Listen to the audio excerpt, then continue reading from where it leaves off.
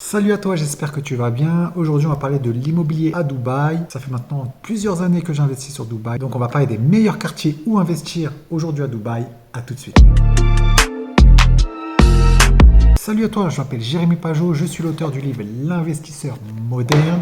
D'ailleurs, je te mets le lien en dessous si le livre t'intéresse. Aujourd'hui, on va parler de l'investissement immobilier à Dubaï. Ça fait de très nombreuses années que j'investis à Dubaï. D'ailleurs, je viens de revendre un appartement dernièrement. Je te mets cette vidéo si cela t'intéresse. Aujourd'hui, on va parler des quartiers à Dubaï. Quels sont les meilleurs quartiers pour investir? Je donne mon avis en toute indépendance, d'accord? Je ne suis pas agent. Je donne juste mon expérience d'investisseur. Si l'immobilier à Dubaï t'intéresse, ça peut te donner une vision différente d'où investir.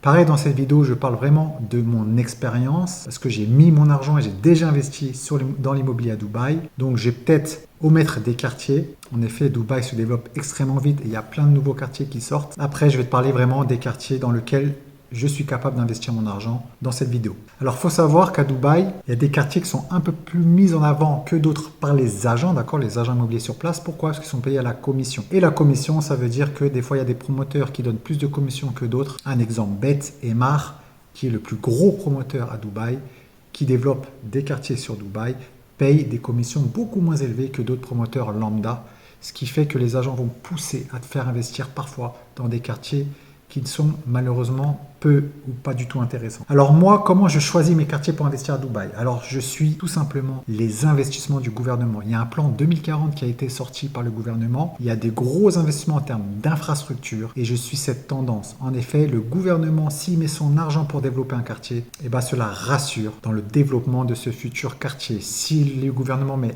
1 milliard ou plusieurs milliards pour développer des ponts, des stations de métro, bref, toutes les infrastructures, il y a beaucoup plus de chances que ce quartier se développe dans les prochaines années. Dans ma sélection également, je cherche les quartiers qui sont peu développés. Je ne cherche pas des quartiers matures. En effet, tu verras dans ma sélection, je ne parle pas de downtown, donc c'est là où il y a la Burj Khalifa, la tour la plus grosse du monde, et je ne parle pas également de Dubai Marina, qui est un des quartiers les plus touristiques de Dubaï. Pourquoi je n'en parle pas?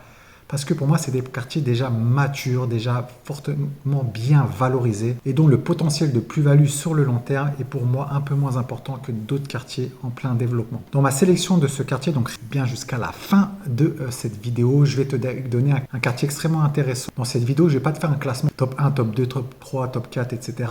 Je vais te parler vraiment des atouts de chaque quartier, de leurs inconvénients et après, ce sera à toi, suivant ton profil d'investisseur, de faire ton choix. Ma vidéo n'a pas comme objectif de te conseiller d'investir dans tel ou tel quartier. Je te donne juste mon opinion en toute indépendance. Le premier quartier dans lequel je voulais te parler, je trouve qu'il est extrêmement intéressant d'investir aujourd'hui, c'est Dubai Creek Harbour. C'est un quartier qui s'est développé récemment. Donc il y a l'île de Creek Harbour qui est complètement finie. Tous les programmes ont été développés. Et derrière, il y aura la suite de Creek Harbour avec la Creek Tower. On n'a toujours pas le lancement officiel, mais la structure, et d'ailleurs j'étais sur place, est déjà prête. L'annonce de la plus grosse de cette tour qui va être vraiment un second downtown avec un monument extrêmement touristique. Il faut savoir que Dubaï, ils attirent également, ils créent des monuments également pour attirer le touriste. On peut le voir avec la Dubaï, avec la Burj Khalifa qui attire énormément de monde. Et la Creek Tower aura le même effet sur le tourisme. Donc investir à côté de la Creek Tower qui n'est toujours pas sortie de terre est extrêmement intelligent. Pourquoi Creek Harbour pour moi est extrêmement intéressant? Déjà, c'est un quartier qui est totalement fait par Emaar. Emaar, c'est le plus gros promoteur à Dubaï, c'est celui qui a fait la Burj Khalifa, le downtown. Et l'avantage de ce quartier-là, c'est que c'est un quartier avec uniquement Emaar, c'est-à-dire qu'il n'y a pas d'autres constructeurs dans ce quartier-là. Ça veut dire qu'Emaar maîtrise tout de A à Z, toutes les infrastructures, ce qui fait que c'est un quartier harmonieux. Emaar est très très fort pour créer des master plans extrêmement intéressants et Dubai Creek Harbour en fait partie. D'ailleurs, en plus, c'est très très proche du downtown. Et un autre point également extrêmement intéressant, c'est qu'il y a le métro dans les prochaines années qui n'est toujours pas arrivé. Il faut savoir que lorsque les infrastructures arriveront, il y a forte chance que cela fasse également augmenter le prix de l'immobilier. C'est un quartier où les prix ont quand même augmenté ces dernières années. En effet, les investisseurs anticipent tout cela, mais c'est encore des prix raisonnables si on compare à downtown.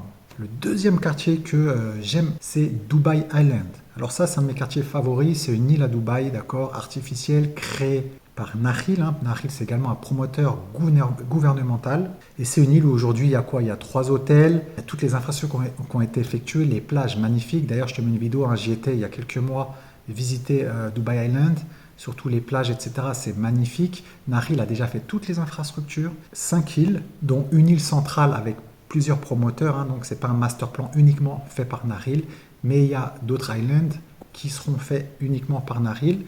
En tout cas, c'est extrêmement intéressant. Pourquoi? Parce que le gouvernement d'ici 2026 a investi énormément d'argent pour faire un pont pour relier Downtown directement à Dubai Island, ce qui fera une distance assez raisonnable, hein, 25 minutes pour arriver à Downtown de Dubai Island. Donc on est vraiment au cœur de Dubaï et en même temps, c'est l'ambiance extrêmement plage, balnéaire. Et la plupart des buildings seront accessibles à pied sur la plupart des plages de Dubai Island. Donc, tu pourras avoir accès directement à pied sur les plages de Dubai Island. Moi, j'y étais, sincèrement, les plages sont magnifiques. Le seul inconvénient, ça va dépendre où se trouve ton building. Donc là, il faut faire extrêmement attention parce qu'il y a le couloir d'avion, même si l'aéroport de Dubaï va être transféré à Dubai South dans les prochaines années. Actuellement, il y a quand même quelques nuisances sonores sur une partie de l'île, donc fais extrêmement attention à ça. Si tu as besoin de conseils pour investir à Dubaï, n'hésite pas, j'ai un calendrier et je pourrais t'expliquer les coins évités sur Dubai Island. J'ai passé 2 jours complets là-bas pour vérifier toutes les nuisances sonores liées à l'aéroport. Donc Dubai Island, ce sera extrêmement rentable dans les prochaines années, surtout en location courte durée, ou même un pied-à-terre sur Dubaï en ayant cet accès plage.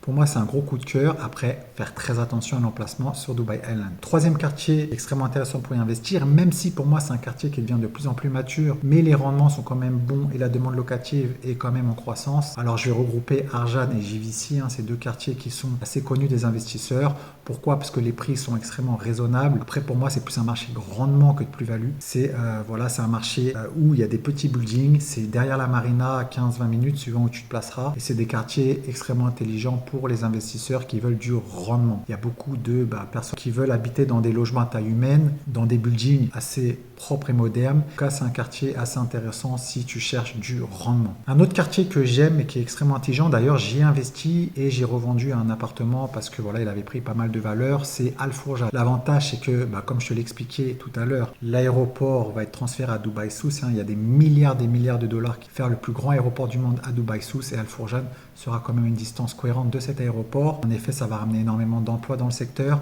ce qui veut dire énormément d'emplois, énormément de demandes locatives. Également, aujourd'hui, il y a les stations de métro qui sont arrivées. Il y a également la Palm Jebel Ali qui va se développer, qui va ramener également du tourisme. Et la Palm Jebel Ali sera aussi assez proche de Al Fourja. Donc c'est un quartier qui est en développement et qui sur le long terme peut prendre quand même de la valeur. Donc si tu veux jouer la potentielle plus-value avec du rendement, Al Fourja est également fait pour toi. Un autre quartier que j'apprécie également pour l'investissement, c'est Business Bay. Donc c'est un quartier que j'avais également investi c'était en 2013-2014. Donc j'avais investi il y a plusieurs années, j'ai revendu depuis. Ça a pris pas mal de valeur, mais il y a encore des opportunités, c'est Business Bay. Alors Business Bay, c'est le quartier des affaires, hein, c'est collé en downtown. Après, faire très attention à Business Bay, ça va dépendre de ton emplacement, ça va dépendre par rapport au canal, si tu es avant ou après. Bref, pas rentrer en détail sur Business Bay, n'hésite pas à prendre rendez-vous sur le calendrier si cela t'intéresse. Mais sur Business Bay, il y a des emplacements qui sont extrêmement intéressants et sachant que Business Bay est pratiquement totalement terminé, il y a encore des projets qui sortent, mais ils vont se faire de plus en plus rares et les prix restent encore extrêmement accessibles, même si c'est beaucoup plus cher que Al Fourja, que JVC ou que Arjan. Néanmoins, il reste quand même des opportunités pour faire une plus-value sur le long terme. En effet, l'emplacement de Business Bay avec la Burj Khalifa qui est extrêmement proche, ça ramène énormément de touristes. Et puis avec la croissance de Dubaï dans le business et tous les bureaux qui s'ouvrent sur également Business Bay, ramène également une population résidentielle. Le dernier quartier que je voulais te parler, c'est un quartier beaucoup plus, on va dire, familial avec des maisons et des townhouses. Donc comme je te l'ai dit avant, j'adore les master plans qui sont faits uniquement par un seul constructeur.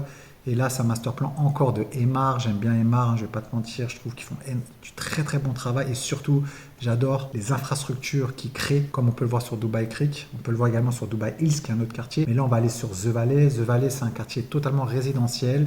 Et en fait, il y a quelques années, il y a une autoroute qui a été créée qui va directement sur Downtown et qui passe également par Dubai Creek. Comme tu le sais, Dubai Creek sera pour moi dans les prochaines années un gros centre touristique. Pour moi, ce sera le deuxième Downtown. Et le fait d'investir à The Valley, qui pas d'embouteillage avec des grosses autoroutes à 6 voies, qui te permet d'aller sur Dubai Creek à peu près en 15-20 minutes. Il y aura énormément de personnes qui vont investir sur The Valley. Pour moi, ce sera un quartier extrêmement agréable pour les résidents.